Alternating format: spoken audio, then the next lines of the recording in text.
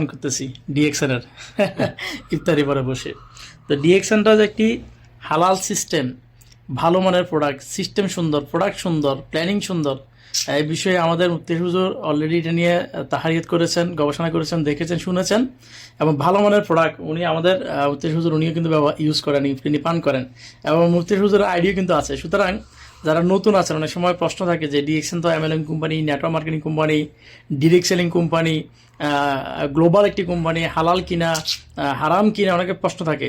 তো আমাদের সাথে হুজুর আছেন, তিনি এগুলো সব দেখে শুনে অফিসে গিয়েছেন এবং নিজে কপি পান করেন, ফতুয়া আছে আলহামদুলিল্লাহ।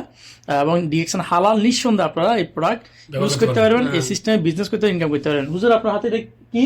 এটা ডিএক্সএন এর কপি আর কি। আচ্ছা, আমাদের সাথে এই সম্পর্কে আমি অনেক তাহাক করছি। আমি পাকিস্তান থাকতো এই সম্পর্কে ডিএক্সএন নিয়ে পরিপূর্ণ আমি তাহাক করার পরে আমি নিজে লিখিত ফতোয়া দিচ্ছি উর্দু আর বাংলাতে।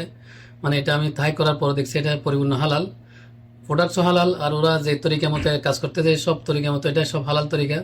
এটা মেহনতের উপর, এটা যেটা দেওয়া হয়, এটা টাকা দেওয়া হয় সব মেহনতের উপর। নিজে নিজে এমনি কোনো পায় না, সব মেহনত করলে ওটা কমিশন পায়। তো এটা শরীয়তে এরকম মেহনত করে কমিশন, এটা জায়েজ আছে, হালাল আছে, আর জিনিসও হালাল। এই জন্য আপনার চাইলে এটা শরীর করতে পারেন ডিএক্সএন এর কাজে, ইনশাআল্লাহ তা বরকত দান করবে।